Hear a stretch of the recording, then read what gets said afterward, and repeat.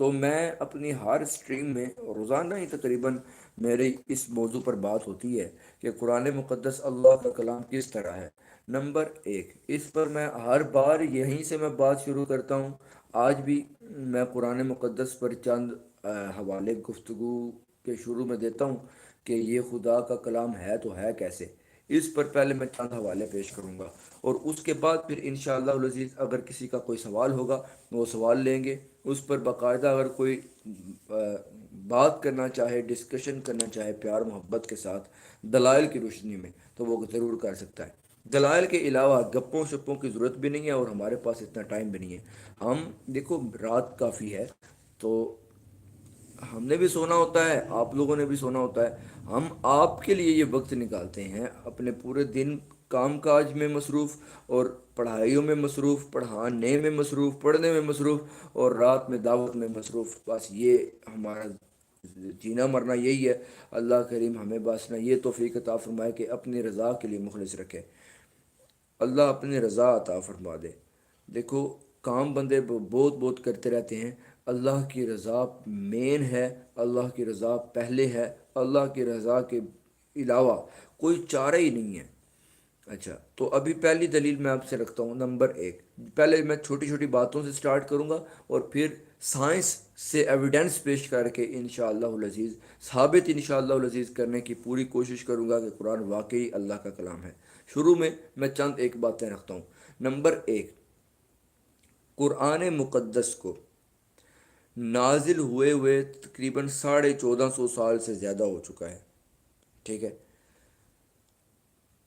اور یہ قرآن ایک ایسی ہستی پر، ایسے شخص پر، ایسی شخصیت پر نازل ہوا ہے جنہوں نے کائنات میں کسی ایک سے نہ لکھنا سیکھا ہے نہ ہی پڑھنا سیکھا ہے۔ قرآن مقدس 1450 سال پہلے نازل ہوا ہے، 1450 سال پہلے، اور نازل اس ہستی پر ہوا ہے جنہوں نے نہ کسی سے لکھنا سیکھا اور نہ ہی کسی سے پڑھنا سیکھا ہے، ٹھیک ہے؟ اور کلام کیسا ہے؟ جس نے سارے کے سارے عربوں کو چیلنج کیا کہ اگر کسی میں کوئی جرت ہو تو پھر اس کلام کی طرح کا کوئی کلام بنا کر دکھا دے۔ لیکن سارے کے سارے عرب مل کر بھی، اچھا پھر صرف یہ چیلنج نہیں کیا کہ کوئی ایک بندہ بنا کر دکھا دے، پوری کائنات کے ہر اگلوں پچھلوں کو چیلنج کیا کہ جاؤ اس کلام جیسا کلام بنا کر دکھاؤ۔ چیلنج کون کر رہا ہے؟ وہ ہستی جنہوں نے نہ کسی سے لکھنا سیکھا ہے نہ پڑھنا۔ بڑے بڑے پڑھے لکھے عاجز ہو گئے اس شخصیت کی اس بات کے سامنے، جنہوں نے کسی سے لکھنا پڑھنا نہیں سیکھا۔ سارے بڑے بڑے پڑھے لکھے بھی اس بات کے سامنے عاجز ہو گئے ہیں۔ تو ان کا یہ عاجز ہو جانا، حتیٰ کہ اب تو اے آئی کا دور ہے، اے آئی سے آپ بنوا لو قرآن مقدس جیسا کوئی پیغام، کوئی قرآن مقدس جیسی کوئی کتاب کیا بنا سکتا ہے اے آئی؟ قطعاً نہیں بنا سکتا۔ قرآن جیسی تمام خصوصیات کی وہ حامل کتاب ہو، قطعاً نہیں۔ بلکہ اللہ تعالیٰ نے کیا فرمایا؟ قل، میرے حبیب آپ فرمائیے، لَإِنِ اجْتَمَعَتِ الْإِنسُ وَالْجِنُّ، چاہے سارے جن گھوسٹ اور سارے کے سارے انسان بھی مل جائیں، عَلَىٰ أَن يَأْتُوا بِمِثْلِ هَٰذَا الْقُرْآنِ، اس قرآن جیسی کتاب لانے پر سارے کے سارے جنوں انسان بھی مل جائے نا، لا یأتون بمثلہ، وہ سارے مل کر بھی اس قرآن جیسی ہو بہو کتاب لانے سے بالکل عاجز ہیں، قطعاً نہیں لا سکتے۔ وَلَوْ كَانَ بَعْضُهُمْ لِبَعْضٍ ظَهِيرًا، چاہے وہ سارے کے سارے اس قرآن مقدس جیسی کتاب لانے پر ایک دوسرے کے ہیلپر بن جائیں۔ اور پھر وَادْعُوا شُهَدَاءَكُم مِّن دُونِ اللَّهِ، اپنے حمایتیوں کو بھی بلاؤ، اگلوں کو بھی بلاؤ، پچھلوں کو بھی بلاؤ، سارے کے سارے مل کر لا فَأْتُوا بِسُورَةٍ مِّن مِّثْلِهِ، ایک صورت صرف بنا کر دکھا دو، ایک آیت بنا کر دکھا دو، 10 صورتیں بنا کر دکھا دو، ایک چیپٹر بنا کر دکھا دو، اس قرآن کریم جیسا ہونا چاہیے، ایک بھی نہیں لا سکتے۔ تو پھر کیا کرو؟ فَإِن لَمْ تَفْعَلُوا، اگر نہ لا سکو، وَلَن تَفْعَلُوا، اور لا بھی نہیں سکو گے، فَاتَّقُوا النَّارَ، تو پھر ڈرتے رہو اس آگ سے۔ یہ قرآن مقدس کا چیلنج ہے۔ اگر کسی میں جرت ہو، ساری دنیا مل بھی جائے، اس کلام جیسا، اس قرآن جیسا کوئی ایک کلام بنا کر دکھا دے، یہ قرآن مقدس کا وہ چیلنج ہے جو کہ عربی کے ماہرین کو انہوں نے کیا ہے، جس نے کسی سے نہ پڑھنا سکھایا نہ لکھنا سکھایا. ٹھیک ہے. بڑے بڑے پڑھے لکھے عاجز ہو گئے اس چیلنج کے سامنے، اور کرنے والے نے نہ کسی سے پڑھنا لکھنا سیکھا ہے، اور چیلنج بھی کر رہا ہے. ٹھیک ہے. تو یہی اس بات کی واضح اور ٹھوس دلیل ہے کہ یہ کلام اللہ رب العزت کا کلام ہے. ٹھیک ہے. یہ تو ہو گئی. کیونکہ یہ انسانی کلام ہوتا، کوئی دو دوسرا انسان اٹھتا یار، سارے مل کے ہی صحیح پوری کمیٹی ڈال جاندی، پورے کوئی یہ امریکہ اور اس طرح کے سارے یہ ملے نا لائیں قرآن جیسا، کوئی ایک بندہ بھی آج تک نہیں بنا سکا. بڑے بڑے ٹرائیاں کرتے مر گئے کھپ گئے لیکن نہیں بنا سکے اس کلام جیسا، جس میں اس کی ساری کریکٹرسٹکس ہوں، سارے کے سارے اس کی خصوصیات اس میں پائی جاتی ہوں. قطن نہیں بنا سکتے، سوال ہی پیدا نہیں ہوتا. تو یہ چیلنج جس نے کیا وہ کیا ہے، کسی سے لکھنا پڑھنا سیکھا ہی نہیں. اور بڑے بڑے پڑھے لکھے اب کائنات میں موجود ہیں، لائن نہ بنا کے. ٹھیک ہے. ایک دو لائنیں تو بنانی ہے، ایک دو لائنیں. 6236 کے قریب آیات ہیں قرآن پاک کی، اس میں سے 6235 معاف. یار ایک تو بناؤ، نہیں بنا پا رہے. یہی دلیل ہے کہ یہ اللہ رب العزت کا خاص کلام ہے، کسی انسان کا کلام ہو سکتا ہی نہیں ہے. تو یہ ہوگی ایک بات. ابھی یہ میں نے پہلی بات کی ہے. اس کے بعد آ گئی دوسری بات. یہ کلام ایک محفوظ کتاب ہے. آپ کو کیا لگتا ہے کہ محفوظ کا کیا مطلب ہے؟ جیسے اتری ویسے ہی ہے، یہ تو مطلب ہے، لیکن صرف یہ مطلب نہیں ہے. قرآن مقدس جیسے اترا، جن الفاظ میں اترا ویسے تو ہے ہی ہے، ہاں، لیکن مین چیز ساتھ یہ ہے کہ جس پروناؤنسیشن کے ساتھ اترا ہے، جس طرح پہلے دن پڑھا گیا ہے، آج تک اس کی وہ پروناؤنسیشن بھی محفوظ ہے، لیٹرز بھی محفوظ ہیں، الفابیٹس بھی محفوظ ہیں، ورڈز بھی محفوظ ہیں، سینٹینسز بھی محفوظ ہیں، ترتیب بھی محفوظ ہے. یہ نہیں کہ یہ 6236 جملے، یہ ان میں سے الحمدللہ رب العالمین پہلے ہے اور الرحمن الرحیم دوسرا ہے. ایسے کبھی بھی نہیں ہوا اور الرحمن الرحیم پہلے کسی نے پڑھ دیا ہو اور الحمدللہ رب العالمین بعد میں پڑھ دیا ہو. یہ اللہ کا کلام ہے. اچھا، پھر یہ تو ہو گئی پروناؤنسیشن بھی، آواز بھی اس کتاب کی، ساؤنڈ پڑھنے کی آواز بھی ابھی تک ویسے کی ویسی سیم ہے. تو یہ اس کی حفاظت کا ذمہ چونکہ اللہ نے لیا ہے. سورہ حجر سورت نمبر 15 کی آیت نمبر غالباً 9، اس میں فرمایا کہ اِنَّا نَحْنُ نَزَّلْنَا الذِّكْرَ وَإِنَّا لَهُ لَحَافِظُونَ. ہم ہی نے اس ذکر یعنی قرآن مقدس کو نازل فرمایا اور ہم ہی اس کی حفاظت فرمانے والے ہیں. ٹھیک ہے جی. تو یہ اللہ کا کلام ہے، محفوظ کتاب. اور پہلی دلیل میں نے کیا دی ہے؟ اس جیسی لانے سے سارے عاجز ہو گئے ہیں. تو یہ دونوں دلائل اس بات پر ہیں. اب آ جائیں تیسری دلیل پر. یہ قرآن اللہ کا کلام کیسے ہے؟ یہ کسی انسان کا لکھا ہوا کلام کیسے نہیں ہے؟ قرآن مقدس خدا کا کلام کیسے ہے؟ قرآن مقدس میں تضاد نہیں، کانٹرڈکشن نہیں. لو کان من عند غیر اللہ لوجدوا فیہ اختلافا کثیرا. اگر یہ اللہ کے علاوہ کسی اور کی طرف سے ہوتا تو تم اس میں بہت سارے اختلافات پاتے. بہت سارے اختلافات پاتے، کانٹرڈکشنز پاتے. اب بائبل جو ہے نا وہ کانٹرڈکشنز کا مجموعہ ہے، تضادات کا، اختلافات کا مجموعہ ہے. اس کے اپنے اندر سے ہی تضادات ختم نہیں ہوتے. میں نے اپنی کل والی لائیو سٹریم میں بھی، پرسوں والی میں بھی بائبل پر تفصیلی الحمدللہ گفتگو کی تھی. اور ہماری ایک بہن، کرسچن بہن، وہ بات کر رہی تھی تو ان کو میں نے باقاعدہ بائبل کھول کے دلائل پیش کیے تھے کہ یہ دیکھو آپ بہن خود دیکھ لو، ایک طرف کیا لکھا ہے اور دوسری طرف اسی بات کو کیا لکھا ہے. تو اس طرح کے میں نے کافی ریفرنسز پیش کیے تھے، وہ بھی آپ دیکھ سکتے ہیں. اور ایک اور میری ویڈیو ہے 31 منٹ کی، میرے چینل پر ہے، اس میں بھی میں نے باقاعدہ اسی کو پیش کیا ہے۔ سمجھ آئیے آپ کو؟ اچھا جی، اب آئے، یہ تیسری دلیل میری یہ ہے کہ اس میں کانٹرڈکشن نہیں ہے، اس میں اختلاف نہیں۔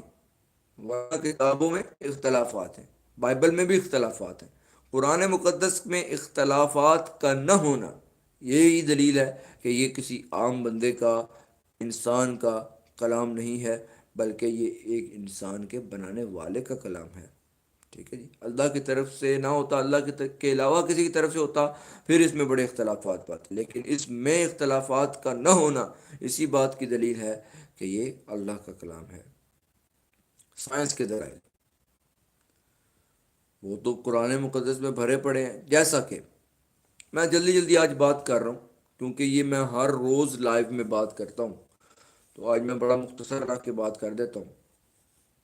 مثلا کائنات پہلے صرف گیسوں کا مجموعہ تھی، یہ سائنس کو اب پتہ چلا، جس کو سائنس نے نیبیولا کی صورت کا نام دیا، کہ یہ کائنات پہلے ایک نیبیولا کی شکل میں گیسز کا مجموعہ تھی۔ سائنس کو یہ بات اب معلوم ہوئی 1900 کے بعد، لیکن قرآن مقدس نے آج سے 1450 سال پہلے اسی کو بیان کیا۔ کیسے؟ سورت number chapter number 41 verse number 11 میں، ثم استوى الى السماء وهي دخان، پھر اس نے ارادہ فرمایا، الى السماء ہیونز یعنی اوپر والی ساری کائنات کو، السماء قرآن مقدس کہتا ہے، تو پھر اللہ تعالیٰ نے متوجہ ہوا، اللہ تعالیٰ السماء کی طرف، اوپر والی ساری کائنات کی طرف، وَهِيَ دُخَانٌ اور وہ پہلے تھا گیسز، سموک، دھواں۔ ٹھیک ہے، تو یہ سائنس کو اب جا کے سمجھ آئی ہے۔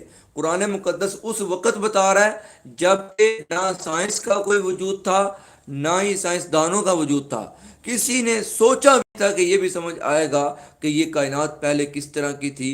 پہلے سب سے پہلے ایک گیسز کا مجموعہ تھی نیبیولا کی صورت میں، یہ سائنس کو بھی اب پتہ چلا ہے۔ قرآن مقدس نے اب سے 1450 سال پہلے اس معاشرے میں آ کے بتا دیا جو سارے کا سارا معاشرہ ہی فی الامیین رسولہ، امیین ان پڑھوں کا معاشرہ ہے۔ کیا کون سا ہے؟ ان پڑھوں کا معاشرہ ہے، اور ان میں اللہ کریم نے اپنے حبیب کریم صلی اللہ تعالیٰ علیہ وآلہ وسلم، محمد پیس بی اپان ہم، صلی اللہ تعالیٰ علیہ وآلہ وسلم کی ذات اقدس کو ان میں بھیجا، جنہوں نے بھی، ان محمد صلی اللہ علیہ وسلم نے بھی پوری کائنات میں نہ کسی سے پڑھنا سیکھا، نہ کسی سے لکھنا سیکھا، اور وہ محمد آ کر چیلنج کرتے ہیں اور بتاتے ہیں کائنات کو کہ او کائنات والو، کان دھار کے سن لو کہ اللہ تعالیٰ نے اس کائنات کو بنایا، وَهِيَ دُخَانٌ اور یہ گیسز کا مجموعہ تھی، گیسز کا مجموعہ، نیبیولا، سموک، گیسز کی طرح تھی۔ تو قرآن پاک نے اس کو پہلے بیان کیا، سائنس کو اب جا کے سمجھ آ رہی ہے۔ مجھے یہ بتا دو، جب سائنس ہی نہیں تھی اور حضور نے کسی سے پڑھنا لکھنا سیکھا بھی نہیں، تو تب یہ بات حضور نے کیسے بیان فرما دی کہ کائنات پہلے ایک سموک اور نیبیولا کی صورت میں تھی؟ سائنس نے اب جا کے تحقیق کی ہے کہ یہ کائنات ایک اکائی سے شروع ہوئی ہے، ایک سنگولیرٹی سے شروع ہوئی ہے، ایک ہی پوائنٹ سے سٹارٹ ہوئی ہے۔ قرآن مقدس نے سورہ چیپٹر نمبر 21 ورس نمبر 30 آیت نمبر 30 میں کیا فرمایا؟ اولم یر الذین کفروا ان السماوات والارض کانتا رتقا ففتقناهما وجعلنا من الماء كل شيء حج افلا يؤمنون۔ فرمایا اولم یر الذین کفروا ان السماوات والارض کانتا رتقا، سارے کے ساری ہیونز کس کو کہتے ہیں؟ آسمانی کائنات، کائنات کا بالائی حصے کو ہیونز کہتے ہیں۔ سارے کے ساری بالائی کائنات اور الارض زمین بھی، سب کچھ پہلے رتقن ایک سنگولیرٹی تھی، سنگولیرٹی تھی، ملے ہوئے تھے، جڑے ہوئے تھے، ایک ہی چیز تھے، سنگولیرٹی کی فارم میں تھے. سائنس کو اب سمجھ آیا، قرآن مقدس پہلے بیان فرما رہا ہے. پھر کیا ہوا؟ سائنس کہتی ہے وہ جو سنگولیرٹی تھی نا، ایک ہی پوائنٹ تھا، سنگولر پوائنٹ تھا، اس سے کائنات شروع ہوئی ہے. فرمایا ففتقناہما. سائنس کو اب سمجھ آیا ہے کہ پھر ہوا بگ بینگ. کیا ہوا؟ بگ بینگ، دھماکہ ہوا، ایک بگ بینگ ہوا، بڑا دھماکہ ہوا، جس سے یہ سارے کی ساری کائنات، گلیکسیز، یونیورس، سارے کا سارا، پھر پلینٹس، پھر ارتھ، پھر اس کے اندر کے سارا نظام، سارا سورج، چاند، ستارے، سیارے، کہکشائیں، ہر چیز بعد میں وجود میں آ گئی. وہ ایک سنگولیرٹی، اس کو بگ بینگ ہوا، وہ پھٹی اور اس سے ہر چیز بن گئی. یہ سائنس کو اب جا کے سمجھ آئی ہے. قرآن مقدس آج سے 1450 سال پہلے بیان فرما رہا ہے. کیا بیان فرماتا ہے؟ سورہ انبیاء، سورت نمبر 21، آیت نمبر 30 میں کیا بیان فرماتا ہے کہ ففتقناہما، ہم ہی نے اس کو پھاڑا. پہلے یہ تھی کانتا رتقن، پہلے یہ تھی سنگولیرٹی کی فارم میں، ففتقناہما، پھر ہم ہی نے اس کو سپلٹ کیا، پھاڑا. تیسری بات، سائنس کہتی ہے پھٹنے کے بعد یہ کائنات وسیع ہوتی چلی جا رہی، پھیلتی جا رہی، پھیلتی ہی جا رہی ہے، ایکسپینڈ ہوتی چلی جا رہی ہے، ابھی تک آگے پھیلتی جا رہی ہے. سائنس نے اب کہا، قرآن مقدس نے پہلے بیان فرمایا وَالسَّمَاءَ بَنَيْنَاهَا بِأَيْدٍ وَإِنَّا لَمُوسِعُونَ. اور ہم ہی نے اپنی قدرت کے ساتھ، دستے قدرت کے ساتھ بنایا ہے اس کائنات کو. وَإِنَّا لَمُوسِعُونَ، اور ہم اس کو لگاتار ایکسپینڈ کرتے جا رہے ہیں. We are expanding it. ہم اس کو ایکسپینڈ کرتے جا رہے ہیں، پھیلاتے چلے جا رہے ہیں. سائنس کو اب جا کے سمجھ آئی ہے 1900 کے بعد، 1927 کے بھی بعد، اور 1450 سال پہلے آ کر قرآن مقدس کو کس نے بتایا؟ اس کا جواب آپ نے. جبکہ رسول اللہ صلی اللہ تعالی علیہ وآلہ وسلم پیس بی اپون ہم نے کسی سے نہ لکھنا سیکھا، نہ پڑھنا سیکھا. اور قرآن مقدس جدھر آیا ہے صحرا ہے، کسی لیبارٹری میں معاذ اللہ ہے نہیں، صحرا میں، صحرائی علاقہ ہے سارا، ٹھیک ہے. ادھر قرآن مقدس اتر رہا ہے. مکہ کی سرزمین ہے جدھر کے لوگ بھی امی جین ہیں، لوگ بھی امی جین ہیں، جاہل ہیں لوگ. اور محمد صلی اللہ تعالی علیہ وآلہ وسلم کا کائنات کے اندر، دنیا میں کوئی سکھانے والا بھی نہیں. پھر حضور نے کیسے بتا دیا اور قرآن نے کیسے بتا دیا؟ یہ بھی ہو گیا. اس کے بعد سائنس کو اب سمجھ آیا ہے کہ جتنی بھی زندہ چیزیں نا، لیونگ تھنگز، ان سب کی تخلیق میں، کریشن میں پانی پایا جاتا ہے. لیونگ تھنگز میں پانی پایا جاتا ہے، جن میں جان ہے، زیرو جاندار چیزیں میں پانی ہے. اللہ تعالیٰ نے سورہ انبیاء چیپٹر نمبر 21، آیت نمبر، ورس نمبر 30، اس میں فرمایا کہ جعلنا من الماء كل شيء حي افلا يؤمنون. اور ہم نے بنایا پانی سے ہر زندہ چیز کو پیدا فرمایا.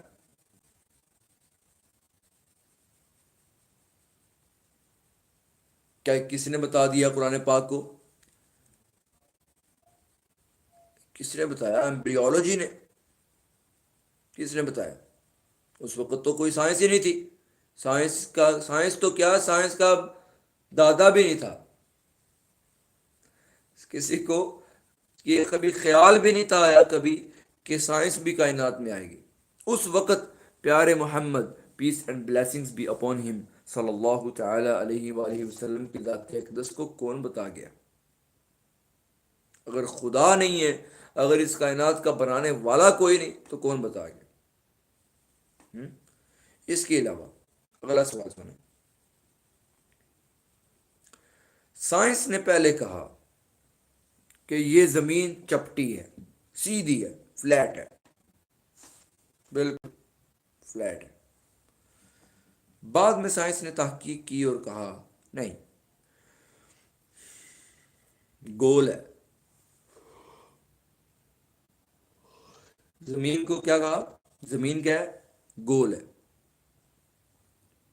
بعد میں سائنس نے مزید ریسرچ کی تو بتایا فل گول بھی نہیں ہے، فل سرکل بھی نہیں ہے، کیا ہے ابھی؟ سفیریکل ہے، تھوڑی سی پھیلاؤ میں ہے، مطلب بالکل گولائی میں تو نہیں ہے لیکن تھوڑی سی پھیلاؤ میں ہے، سفیریکل، انڈے جیسی، لیکن سیم انڈے جیسی بھی نہیں، انڈا ذرا زیادہ لمبائی میں ہوتا ہے۔ تو زمین تھوڑی سی اوپر نیچے سے یوں ہے اور سائڈوں سے تھوڑی سی پھیلاؤ میں ہے، تھوڑی سی سفیریکل ہے۔ یہ سائنس کو پتہ چلا ہے اب جا کے، تازی تحقیق ان کی آئی ہے۔ قرآن مقدس نے چیپٹر نمبر 79 سورۃ النازعات میں آیت نمبر 30 میں فرمایا وَالْأَرْضَ بَعْدَ ذَلِكَ دَحَاهَا، اور ہم نے اس کے بعد زمین کو پھیلایا۔ کیا کیا؟ پھیلایا۔ پھیلانے کے لیے اللہ تعالیٰ نے لفظ یوز کیا دحاہا، اس کو پھیلایا۔ عربی میں داحیتن کہتے ہیں شتر مرغ کے انڈے کو، داحیتن شتر مرغ کا انڈا، داحیتن کا لفظ یوز ہوتا ہے۔ کون سا؟ داحیتن۔ قرآن مقدس نے اسی کو یوز کیا، والارض بعد ذلك دحاها، اور زمین کو اس کے بعد دحاہا، شتر مرغ کے انڈے کی طرح پھیلایا، شتر مرغ کے انڈے کی طرح، وہی لفظ قرآن نے یوز فرمایا۔ حالانکہ پھیلانے کے لیے اور کافی لفظ تھے، لیکن دحاہا کئی لفظ کیوں یوز کیا؟ سائنس کو اب جا کے سفیریکل کا پتہ چلا ہے۔ قرآن مقدس نے آج سے 1450 سال پہلے ارتھ کی شیپ، کسی نے دیکھی تھی ارتھ اوپر سے کیسی ہے؟ دور سے کسی نے دیکھا ہو؟ یہ بھی ایک دلیل ہوگی، پتہ نہیں کتنی ہوگی، میں تو گن بھی نہیں رہا، اب توجہ میری گننے کی طرف نہیں رہی، دلائل میں گن نہیں رہا تو اس طرف ہوں۔ تو ساتھ ساتھ بتاتے آؤ کہ یہ قرآن مقدس کو کون بتا گیا ہے۔ اچھا، اب پھر آگے اور بھی ہے، وہ یہ کہ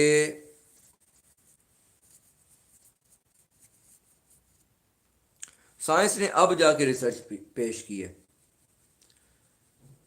اچھا، پہلے نا سائنس کو یہ پتہ نہیں تھا کہ مکھیوں میں بھی نر مادہ ہوتی ہے۔ بعد میں دا ہسٹری آف بیز نامی کتاب لکھی گئی جس میں اس نے وضاحت کی کہ نر بھی اور مادہ بھی مکھیاں ہوتی ہیں شہد کی مکھیوں میں۔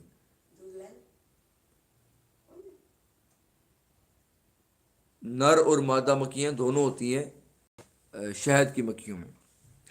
اور پھر سائنس نے یہ ریسرچ پیش کی کہ صرف مادہ مکھی شہد بناتی ہے، نر جو مکھی ہوتی ہے نا وہ صرف چھتے کی حفاظت کرتا ہے، نسل بڑھانے میں کردار ادا کرتا ہے، لیکن وہ شہد نہ چوستا ہے اور نہ بناتا ہے۔ یہ اب سائنس نے تحقیق پیش کی ہے۔ اب آئیں قرآن مقدس نے جو بیان کیا ہے، سنو۔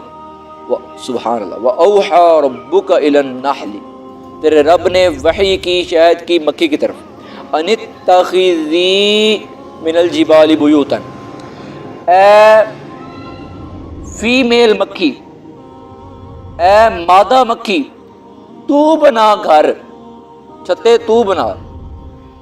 أَنِ اتَّخِذِي، یہ جو یا اینڈ پر آ رہا ہے نا، یہ مونس کی علامت ہوتی ہے، ذرا دھیان کرنا۔ تو بنا، شہد کی مکھی مونس مادہ کو قرآن کہہ رہا ہے تو بنا، فیمیل کی علامت ہے یہ یا۔ انتخذی تو بنا کیا من الجبال بیوتن پہاڑوں میں گھر، ومن الشجری درختوں میں، ومما یعرشون چھتوں میں. آگے دیکھو ثم کلی من کل الثمرات پھر اے شہد کی مادہ مکھی تو کھا، تو چوس ہر قسم کے پھلوں میں سے رس. فصلو کی پھر اے شہد کی مادہ مکھی تو چل کے آ، سبول ربی کی اے شہد کی مادہ مکھی تیرے رب کے راستوں پر چل. یہ جو کی ہے نا، کی یہ مونس کی علامت ہے، ٹھیک ہے نا. کا کماکم کی کماکن، یہ گرامر کے مطابق. یخرج من بطونہا ہوا ہما ہم ہیا ہما ہن ہو ہما ہم ہا ہما ہن بطونہا بطونہا اس مادہ مکھی کے پیٹ سے وہ نکالتا ہے شراب شربت مختلف الوانہ سبحان اللہ جس کے رنگ بھی مختلف ہوتے ہیں. فیہ شفاء للناس وہ لوگوں کے لیے اس میں شفا ہے. ان فی ذلک لآیہ سبحان اللہ بے شک اس میں نشانی ہے لقوم یتفکرون ان لوگوں کے لیے جو غور و فکر کرتے ہیں. کرو نا غور و فکر. قرآن کریم نے ایویں چیلنج نہیں کیا جرت کرو اس جیسی ایک صورت بنا کر دکھا دو. 1400 سال پہلے یہ کتاب نازل ہو رہی ہے. اس وقت سائنس کا نام و نشان بھی نہیں، مائکروسکوپ بھی نہیں، ٹیلیسکوپ بھی نہیں، سپیس میں جانے کا نام و نشان نہیں، اور مکھی کو اتنا غور سے دیکھنے کا نام و نشان بھی نہیں. سائنس کو قسم بخدا آج سے 400-500 سال پہلے تک غالباً یہ بھی نہیں تھا پتا کہ مکھی بھی نر مادہ ہوتی ہے. قرآن کریم کیا ہی نرم کو نہیں رہا، کیا ہی ڈائریکٹ مادہ کو رہا ہے کہ تو نے بنانی ہے.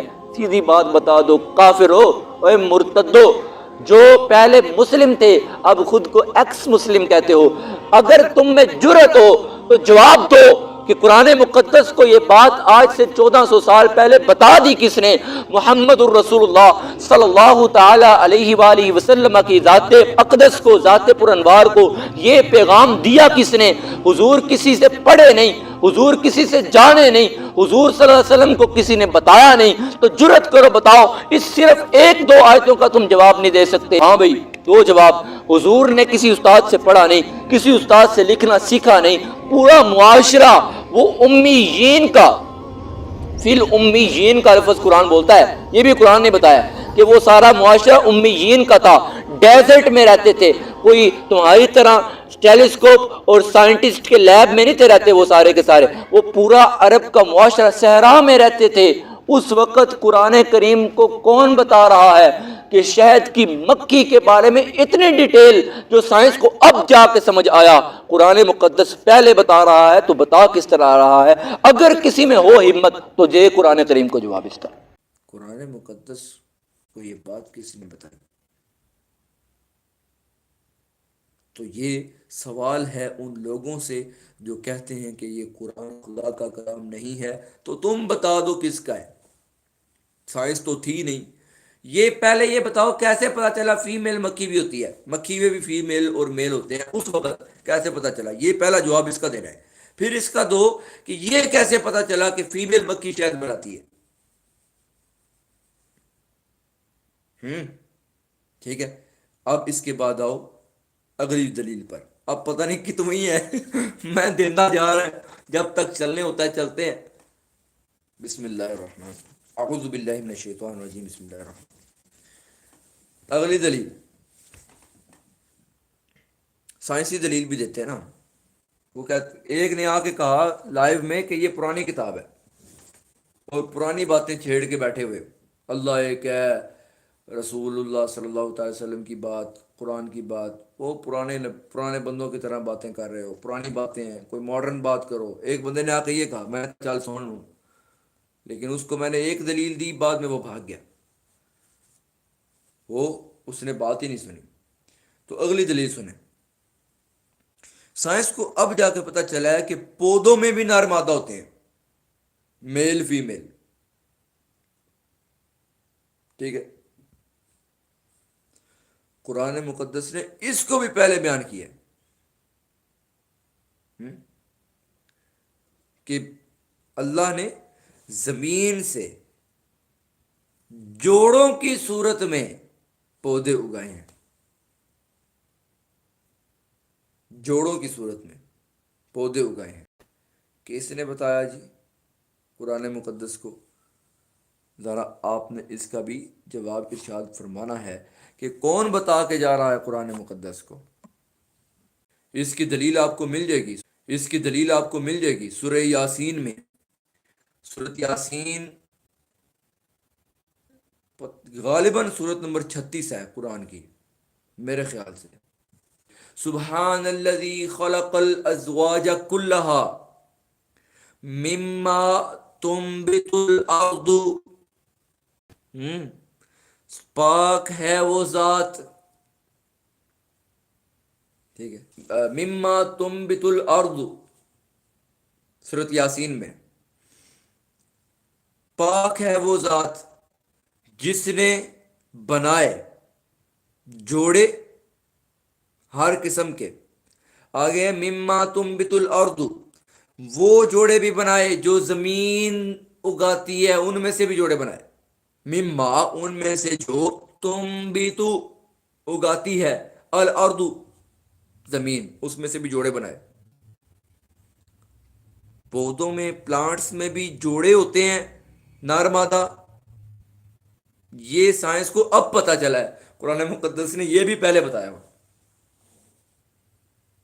کون بتا گیا جی جب سائنس ہی نہیں تھی؟ تو اس کا آپ نے مجھے جواب دینا ہے. اگلی دلیل پر آئیں.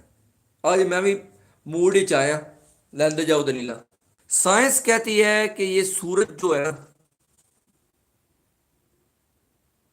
پہلے سائنس کو لگتا تھا کہ سورج روٹیٹ نہیں کر رہا، سورج ایک جگہ ہے، باقی ہر چیز اس کے گرد روٹیٹ کر رہی ہے. سورج ایک جگہ ہے اور باقی سارے اس کے گرد سیارے گھوم رہے ہیں. اب جا کے سائنس نے کہا نہیں، سورج بھی جہاں ہے گھوم رہا ہے، سورج بھی گھوم رہا ہے اور باقی سارے سیارے اس کے گرد گھوم رہے ہیں. سورج بھی روٹیٹ کر رہا ہے. سمجھ آئیے آپ کو؟ قرآن کریم نے کیا فرمایا؟ سورت کا نام ہے انبیاء، سورت نمبر 21. پہلے میں نے اس کی آیت نمبر 30 کا حوالہ دیا، اب 33 ہے.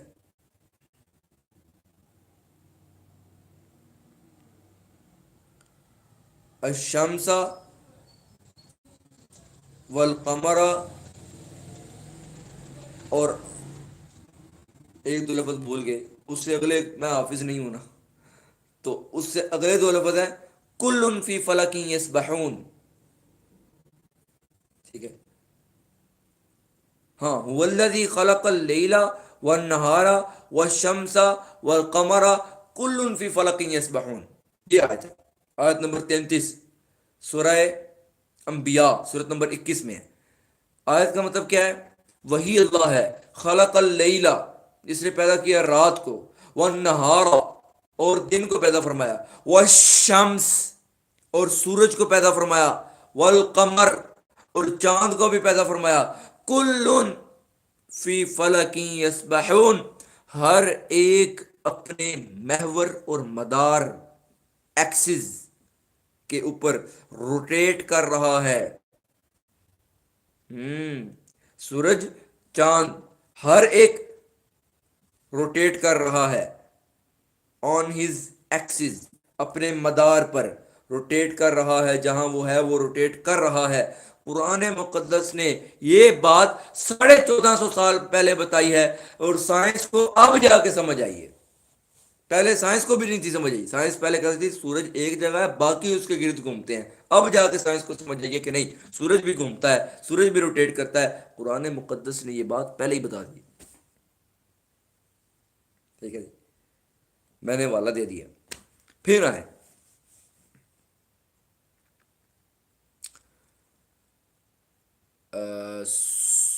سائنس، اب جا کے تحقیق کی ہے سائنس نے کہ سورج جو ہے نا، ایک نہ ایک دن اپنی توانائی ساری کی ساری کھو دے گا اور بالکل بے نور ہو کے بالکل ختم سا ہو جائے گا. سورج ختم ہو جائے گا. یہ سائنس نے واقعی ریسرچ پیش کی ہے. میری بات پر جس کو اعتماد نہ ہو، میں یہاں ڈسکشن اور ڈیبیٹنگ سیشن کے طور پہ بھی بیٹھا ہوں. جس کو اعتماد نہ ہو ابھی بات کرے کہ تیری اس بات کے اوپر ہمیں اعتماد نہیں یا پھر غلط بات ہے، تو آپ ریفرنس چیک کر سکتے ہیں، کراس ریفرنس چیک کر سکتے ہو، تباہ کر کے آپ اعتراض بھی کر سکتے ہو، کوئی مسئلہ نہیں. آپ بیان کرو. زیادہ سے زیادہ آپ کے قریب ہے، گوگل ہے، چیٹ جی پی ٹی ہے، آپ اس سے پوچھو نا کیا سائنس نے یہ تحقیق کی ہوئی ہے، سائنس کی یہ ریسرچ ہے کہ سورج بھی ایک دن بے نور ہوگا، ختم ہوگا، بجھے گا، توانائیاں کھو دے گا اپنی. کیا ایسا ہے؟ ایک خاص ٹائم پر، ایک خاص لمٹ پر آ کر سورج اپنی توانائی کھو دے گا. کیا یہ سائنس کی ریسرچ ہے؟ سائنس کی یہ ریسرچ ہے. آپ کو نہیں یقین آتا آپ سرچ کر لو. سائنس کی یہ ریسرچ ہے، اب جا کے آئی ہے. اب اللہ رب العزت نے قرآن کریم میں سورہ یاسین میں فرمایا وَالشَّمْسُ تَجْرِي لِمُسْتَقَرٍّ لَهَا. سورج اپنے ایک مقرر شدہ ٹھکانے کی طرف جا رہا ہے، مقرر شدہ ٹھکانے کی طرف بڑھ رہا ہے. آگے کیا فرمایا؟ 30واں پارہ سورہ تکویر کی پہلی آیت اذا الشمس کورت، جب سورج بالکل ختم. سائنس کو اب سمجھ آیا، قرآن مقدس نے پہلے بیان فرمایا. کیسے بھائی؟ بیان فرمانے والے پیارے محمد پیس اینڈ بلیسنگز بھی اپون ہم صلی اللہ تعالیٰ علیہ وآلہ وسلم کی ذات اقدس نے کسی سے نہ پڑھنا سیکھا ہے نہ لکھنا سیکھا ہے. جس معاشرے میں قرآن آیا ہے وہ ایک صحرائی قسم کا معاشرہ ہے. مطلب اس میں کسی نے سارے کے سارے اس میں ایسے لوگ رہتے ہیں جو کہ بالکل امیین ہیں، ان پڑھ لوگ. کیسے؟ قرآن مقدس نے پہلے سے بیان فرما دیا، ان لوگوں میں رہتے ہوئے بیان فرما دیا. لاؤ نا اس کتاب جیسا. ٹھیک ہے. اچھا، اس کے علاوہ یہ بھی ہو گیا.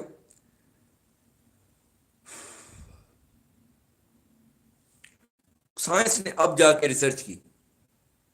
کتنی دلیل ہے یار. کوئی جو سن رہے ہیں ماشاءاللہ کچھ لوگ ہیں جو کہ بڑی دیر سے سن رہے ہیں، میں دیکھ رہا ہوں، میں گن نہیں رہا، تھوڑا یاد کر کے تھوڑا بتائیں نا کتنی دلیل ہے.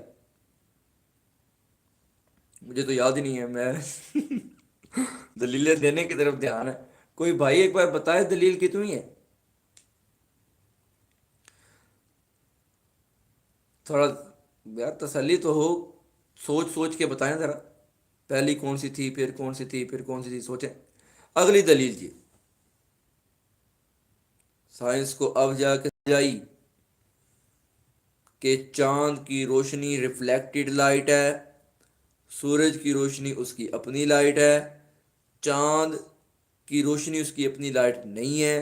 چاند سورج کی روشنی سے چمکتا ہے، یعنی چاند کی روشنی لی ہوئی ہے، ریفلیکٹڈ لائٹ.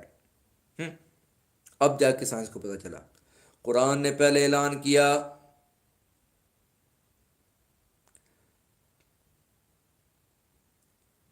هو الذی جعل الشمس سراجا. اللہ غلطی کو تائی معاف فرمائے. وہی ہے اللہ جس نے بنایا سورج کو سراجن، خود سے چمکنے والا. سراج ایسی روشنی کو کہتے ہیں جو کسی سے لی ہوئی نہیں ہے، اس کی اپنی ذاتی روشنی ہے.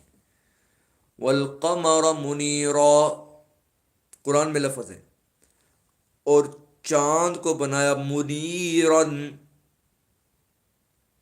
چاند کی روشنی کو فرمایا منیرن، لی ہوئی روشنی والا چاند، ریفلیکٹڈ لائٹ.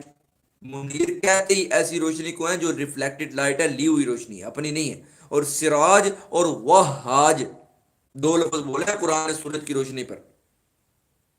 ٹھیک ہے کہ سورج سراج بھی ہے، وہاج بھی ہے. اس کی روشنی لی ہوئی نہیں ہے، ذاتی ہے۔ قرآن کی روشنی منیر ہے، اس کی روشنی کو قرآن نے سراج نہیں کہا، اور سورج کی روشنی کو منیر نہیں کہا۔ ٹھیک ہے، دونوں کا معنی روشنی ہے عربی میں، سراج بھی چمکنے والا، منیر بھی چمکیلا، دونوں چمکنے والے۔ لیکن عربی میں سراجن کہتے ہیں اس روشنی کو جو کہ ذاتی روشنی ہوتی ہے، اپنی روشنی ہوتی ہے، اور یعنی جو جس میں ہی پاور ہے چمکنے کی، اس کو کہتے ہیں سراجن۔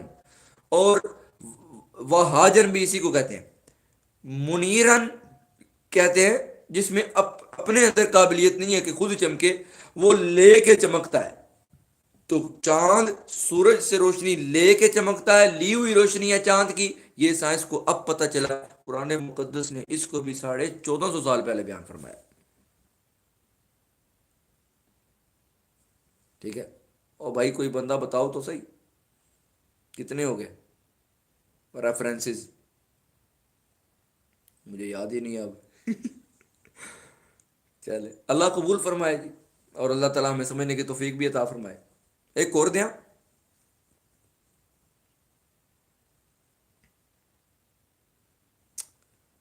ویسے تو کہیں ہے، میں تھوڑا سوچ کے دے رہا ہوں نا، کوئی میں کون سا رٹ کے بیٹھے ہیں، میں ادھر صرف موبائل ہی ہے میرے سامنے، یہ کتابیں شتابہ کو نہیں کھولی ہے میں۔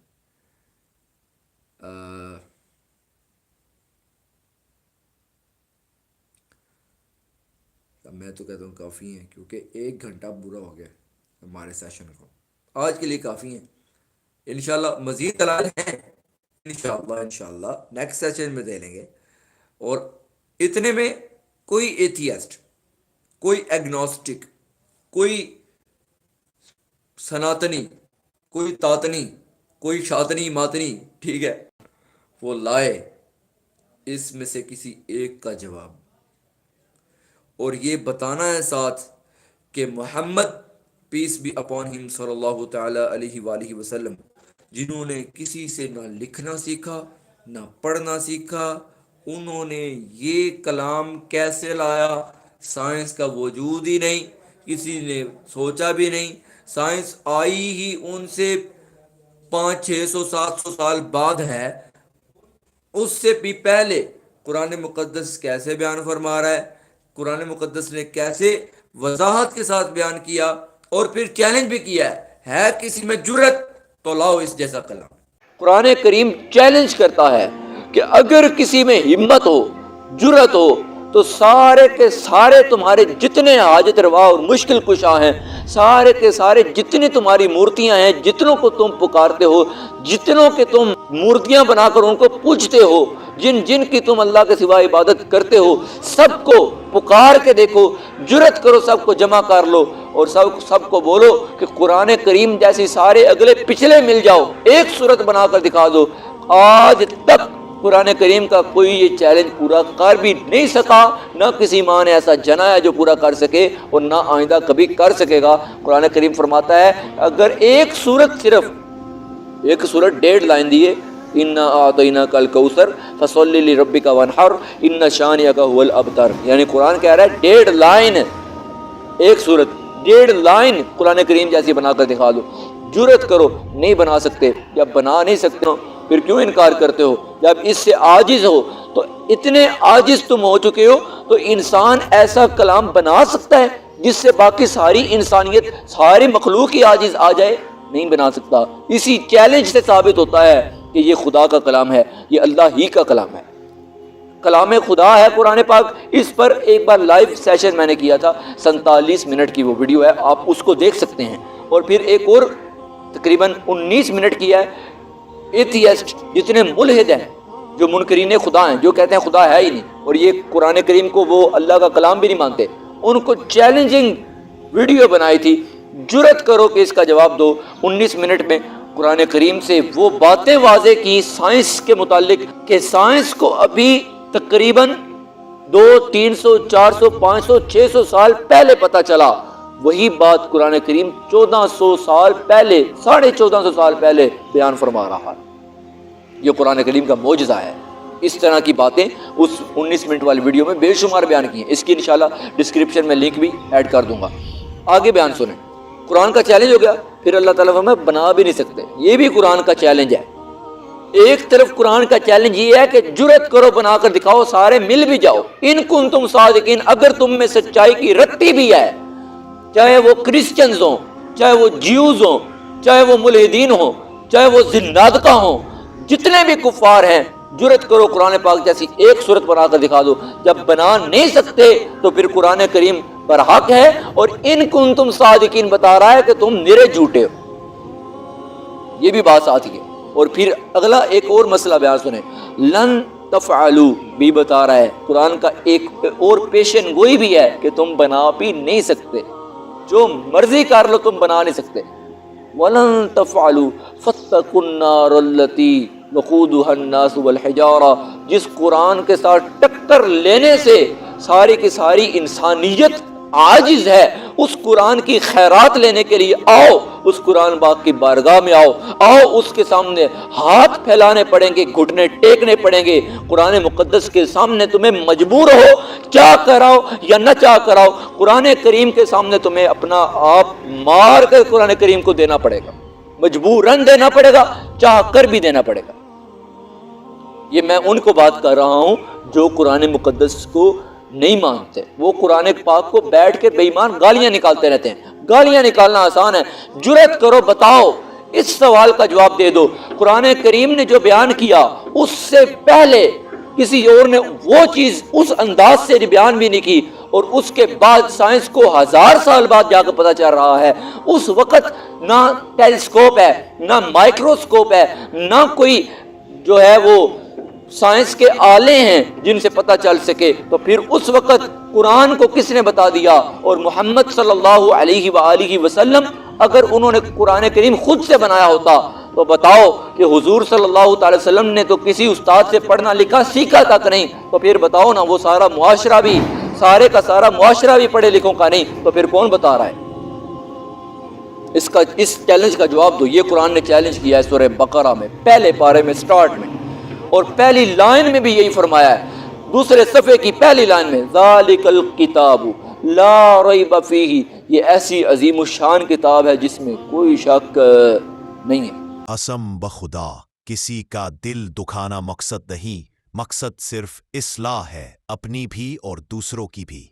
بس اللہ کریم سمجھنے کی توفیق نصیب فرمائے. دنیا سے کیا ساتھ لے جانا ہے، بس جئیں گے اور مریں گے اور اللہ کی بارگاہ میں پیش ہو جائیں گے.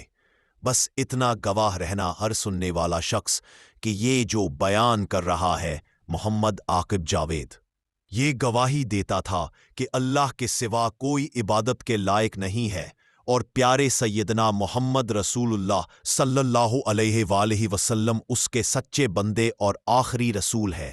بس اتنی گواہی دے دینا بروز قیامت کہ یہ مسلمان تھا، اپنی اصلاح اور امت کی اصلاح کی خاطر تڑپتا رہتا تھا. بس اللہ کریم اسی کو اپنی عظیم بارگاہ میں شرف قبولیت عطا فرما دے اور تسیر مخلوق کی ہدایت کا ذریعہ بنائے.